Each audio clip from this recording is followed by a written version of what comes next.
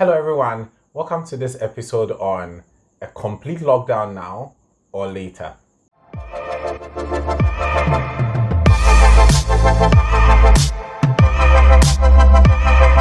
Coronavirus has created a big debate in all countries. And in Ghana right now, there's a big debate as to whether we should lock down now or lock down later. And these two sides both have very, very valid arguments. And I want us to analyze both arguments and you make your call on which of the options we should choose right now. I would like to begin with looking at those who think we need to lock down now.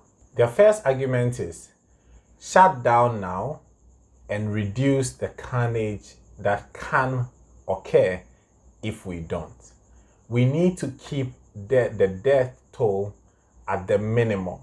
Currently in Ghana, we have only 3 deaths, and every day we have new cases every day. The second reason why those who want us to shut down now are very agitated is because they understand or they are very concerned about the health systems we have in Africa. For example, Ghana, we don't have that many ventilators if the thing gets out of hand. We don't have a lot of hospital beds. Our health professionals are stretched. We don't have that many. We are calling those who are retired to come and join in the fight. And we have other students who we are calling to help. We know that we don't have a very strong health system. We don't have basic things. Sometimes oxygen even runs out. And so they are concerned, how would these health professionals cope if the thing gets out of hand? For that reason, they want us to shut down now and learn from China. And basically, the idea is to save more lives now than later. Their last argument is the only way to deal with this is a shutdown. China did it very effectively. People thought it was cruel. People thought China was crazy. But we know the result of China. Currently, they are not recording any new cases because they did the shutdown. Should we do the shutdown or not? Is our situation similar to China, or are we able to handle it better than China? We know that we have a weak health system. So the question is, should we shut down now to save our people or later? Now the argument of the other side. The other side argues that a shutdown now will hurt people even further. Their concern is mainly about the people who do not have the means to live when there is a shutdown. There are people who live on less than $1 a day. And it's a struggle for these people to make ends meet. If there's a complete shutdown, how would these people survive? If the markets close, if the stores close, if the basic things they need to survive are not available anymore, how would these people survive? It's one of the key questions we need to ask as we contemplate this shutdown.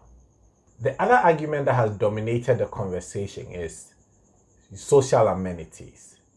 A lot of people below the poverty line depend on public toilets, public bathrooms for their showers and to attend to nature's call. Now, there's a belief that if we do a complete shutdown, there will be a problem. People will not be able to use these services because the assumption is that these services will all be closed. There's a fear that it may even cause a disease outbreak because people will have to take care of themselves somehow. And the expectation is that if that happens, we may be getting closer to a cholera outbreak if people don't do the right things. And so the concern is, how do you shut down and also be able to allow people to use certain amenities that is essential for their survival? The third argument is a complete shutdown is likely to be catastrophic because a poor person or a hungry person cannot stay indoors no matter how much pressure you put on them. People are going to rebel and people are going to fight back. You would have to kill people or force people against their will to be able to enforce such a rule. A lot of people do not have the means to store up food and other things like middle class people will. And so how do we think about a more humane way where people who can't afford these basic necessities also are included in the decision of a shutdown? Both arguments are valid, and I struggle to take a decision on this one. I understand the argument of ensuring that we don't have a situation that is out of control. I understand that if we take a drastic decision, it may hurt very, very vulnerable people. So my question is, what would you do? I would like you to write your comments on what you think the government should do in the comment section below. I think that it's a difficult decision for anybody. I assume that there is a possibility for a middle ground. Is it possible for us to have a partial shutdown? Is it possible for the partial shutdown to cater for the needs of both parties? Or if people flout the partial shutdown, then we are back to the same place. What do you think? Put your comments below and let's have a discussion about this.